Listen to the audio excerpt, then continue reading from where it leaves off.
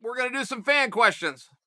Hey Chael, Glenn Bell. First off, I looked at the tags on both shirts that I wore before, plus this one on my back, Fruit of the Loom. Second off, I checked some of your comments, Chael, and several of your fans had good things to say about me. Guys, thank you. Now for the question. I'm almost embarrassed to ask this question because I feel like I should know better. I was watching in 93 and 94 and 95. I know that the smallest man doesn't always lose. I know that the biggest man doesn't always win. I know that strength does not lead to you getting your hand raised. But Chael, I seem to lose that lesson, especially when it comes to guys as big, burly, and massive as the Mountain from Game of Thrones. Chael, have you ever seen a guy this massive grappling on the mat? Let's leave striking out of it. Muhammad Ali, when he had the belt, would probably keep him off with the left, might knock him out with the right. But assuming that the Mountain knows nothing about grappling, jiu-jitsu, wrestling, and he's going up against Rickson Gracie at his best. Now, I know there's a size difference, but once again, bigger, stronger man doesn't always win, and I understand that Rickson was one of the best to ever do it. The question is, what would he do? Would he get him in an armbar? Couldn't the Mountain just curl his way out of it? Would he get him in a triangle choke? Couldn't the Mountain just simply stand up, rip Rickson off, and slam him maybe through the mat? Chael, the Mountain is 6'9", 400 pounds. He can lift a 1,400 pound log.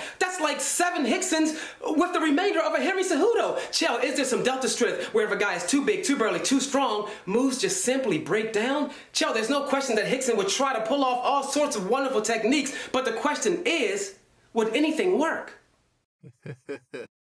7 Ricksons with a leftover Henry Cejudo makes you a genius, my friend. Okay, no, the Mountain would have no chance with Rickson Gracie, but I do think you ask a fair question when you say, what would Rickson do? Because you are right that many techniques are eliminated, and not just because of the Mountain's strength, but largely because of the Mountain's size.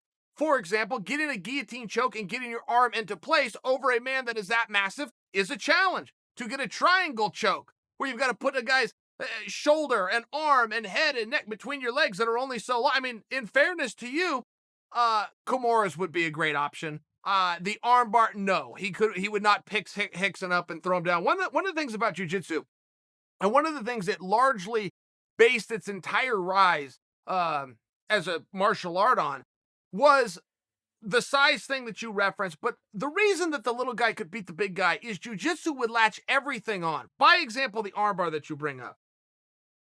The little guy is going to secure that arm with everything. He's going to have it with his hips. He's going to have it with both legs. He's going to have both of his arms, and then he's going to elevate pressure. So no matter how big and strong you are, sure, arm versus arm, is the stronger guy going to win that wrestling? Yeah, you bet. But it's not arm versus arm. It's my 2 arms versus your 1 arm. Oh, and by the way, I'm bringing my hips and both my legs to the party. That's where jiu-jitsu became so effective. Rickson would get done with the Mountain in far less than 30 seconds, but it would probably be about that time. He'd probably have to engage and set him up at least just a little bit. There was just a match that took place that's largely what you're describing, but Rumble Johnson took on Craig Jones. Rumble Johnson was just under 300 pounds and big and massive and strong, and Craig Jones was, about that 200 pounds. The match lasted 61 seconds. Rumble got a great position, but Craig Jones was able to position his entire body to one limb of Rumble, which was his leg. He then went for one piece of that limb, which was the heel.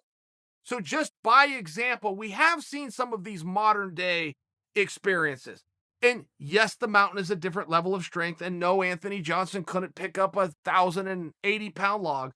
But I think that the principle is still the same. And we saw the Mountain play around with Conor McGregor. We saw how fatigued he got, and that was a fun moment for us to watch. But there was still something real, even with those guys playing, which is the might wasn't enough. Connor here from Ireland, not that Connor. But I was just wondering what you would think of a UFC card that was called maybe a Night of Champions, where every fight on the main card is a championship fight. So right from the bottom all the way to the top is just championship fights. Would it work, or would it clash with too many other cards throughout the year? I was thinking maybe at the end of every year, have this. What do you think? I love it. I think there's something very fun there, and I think it would also look like a different night. By example, most cards are going to come with 11 fights. One of them will be a championship. On a rare night, 2 of them will be a championship, but it's generally an 11-fight card. If you're having fights that could go to a potential of 25 minutes, and in a worst-case scenario, all 5 of your feature matches went all 5 rounds, you would likely have to lessen the card. That's fine. That's a logistics issue, and that could be done. One of the unintentional consequences of doing a card like that, or even doing a card where you stack champion on top of champion. And we do see that. UFC 100 comes to mind. UFC 200 comes to mind. Scott Coker had done one when he was still running Strikeforce. I remember Jake Shields versus Dan Henderson. They had 3 title fights. So this is a very real thing. But one of the consequences on accident that you run into is now you are forced to list in order by a measurable, consequential standing of who your biggest star is. Followed by who's your biggest star, followed by who's your biggest star. You would rather, as a promoter, that the world never really knew that they were all just huge stars. They're all Austin and The Rock and Hogan and Flair. That's what you would prefer to do. So if you stack that against yourself, yes, you could have a great poster, and you could even have something fun for the night. And I think it would be special. I don't dislike your idea. Just to share with you, you do have a time slot problem. They all went 5-5s. You got a problem. And secondly, you are now saying in order of who is your most reliable draw. And as you move down the road and you bring the guy that opened the night and try to put him at the end of the night, it can create a little bit of a conflict. Hey Chael, Andrew here from Minnesota, big fan of yours. I just got a question regarding Khabib. So he's been on a tear his entire career, and hopefully he's about to fight Tony here. Let's say he does get the nod on Tony. How many more wins do you think he needs to be considered the greatest pound-for-pound fighter of all time? Thanks. Oh, boy, I'm not sure he needs any. I'm really not, but I'm also not sure that he will be open for the conversation of greatest pound-for-pound fighter of all time. It's unfair. However, it just appears that he's going to be restricted to the lane of the greatest lightweight fighter of all time, only because this new champ thing is very real. When you're out arguing resumes, and it's the same as LeBron versus Jordan, and you got 6 versus championships here, and you got 4 championships, it always seems to come down to paper for some reason, which it shouldn't. That's not what the discussion is about, and that's not where the term pound for pound was ever coined. It's not about who had the best career. It was about who has the best skills in a specific time frame. Point being, with this champ thing being a real phenomenon, and you have a guy like Henry Cejudo, who not only is a champ, but he was also a champ in a different sport entirely, at a different weight class entirely. And ultimately, when paper and resumes do come into it, those kinds of things are going to win out. Or what George St. Pierre did, or what Amanda Nunes is attempting to do. It's just one of these scenarios where it would appear, and as great as Khabib, and he's most definitely the most dominant fighter, and he's also most definitely the greatest lightweight fighter. But it looks like he's trying to solidify that, will build even bigger gap between himself and other lightweights. But I think over time, he will be restricted to that class. What's up, Chael? My name's Colton. My question for you is, do you have a favorite fight of all time? If so, why? And if it's something from like 20 years ago, give me something of recent times as well. I want to hear both. Greatest fight of all time has changed a few times. I'll tell you one that was off the charts. It was just at a time when the sport was a lot smaller. Aaron Riley out of Washington took on Robbie Lawler out of Iowa. Great fight. Riley was like 21. Lawler was like 19. And it just out of nowhere turned into an amazing fight. And quite frankly, the one that gets recognized as such a big fight between Bonner and Forrest. For the way that it came about, it was a Wednesday night, it was free, it was unexpected, it changed the industry. I mean, that gets a lot of credit too. For me, a very meaningful night was Randy Couture versus Tim Sylvia. Randy went back to heavyweight, he was 44 years old, and it was just so dramatic. He inside leg kick, boom, overhand, put Tim Sylvia down in seconds. Tim gets up, recovers. I mean, these guys go to war for 25 minutes, but that was one that stood out.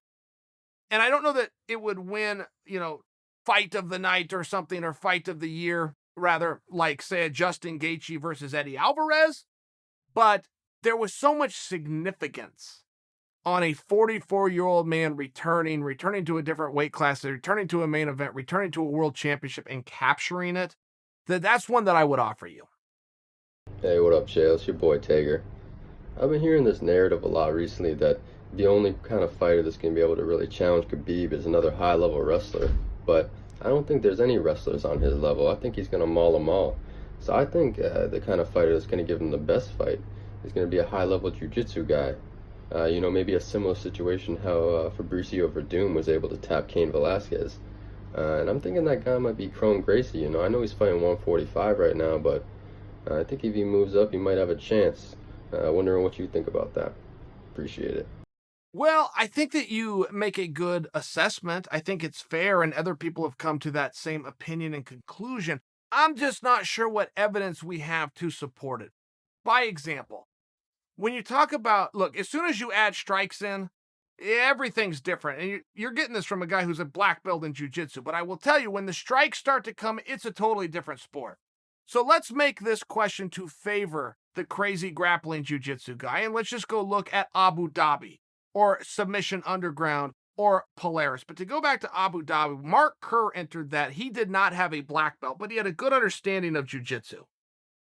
He ran through that tournament. He ran through the absolute. He ran through his weight class and the absolute and made them all look like fools and even got submissions. I mean, that's just true. And I know the jiu-jitsu world doesn't love to hear that. But jiu-jitsu, as crafty as it is and as clever as it is, and as much as you do need that base, as much as some of those skills, if somebody else doesn't know them, will change the night very quickly, it's very hard to believe that it is rugged and it is durable. That's without the strikes, and I'm just talking to actual matches that have actually taken place. It doesn't appear that somebody with the top game. Look, for the most part, you don't really see a lot of jiu-jitsu and MMA anymore.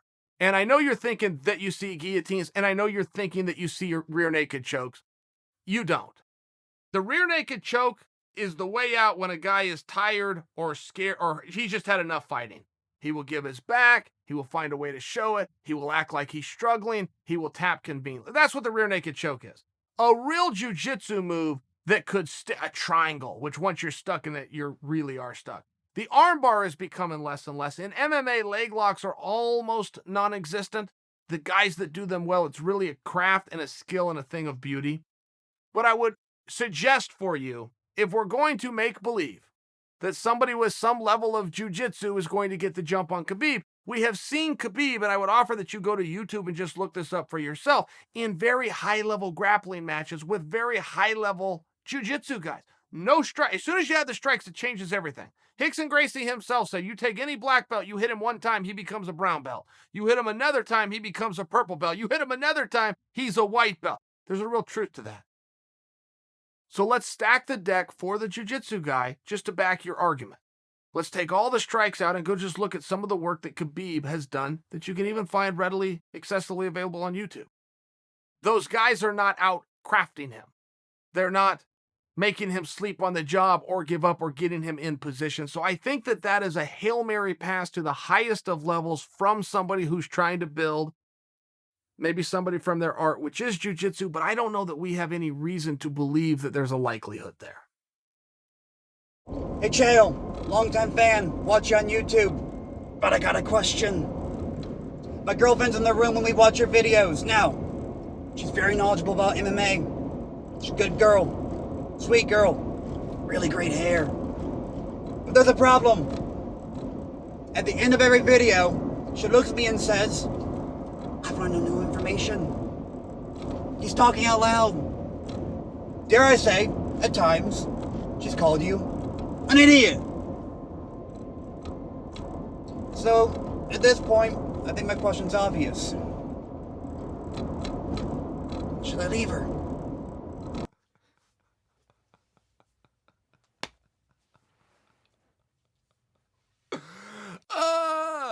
I didn't see that coming. Oh, you swerved me at the end. Oh, that is so well done. No, my friend, don't leave her. All right, if she's got great hair and she's she's a good girl and she's letting you zone out in bed and watch a little YouTube at night and she's even halfway engaged and she's funny, charming, and has an opinion, put a ring on it.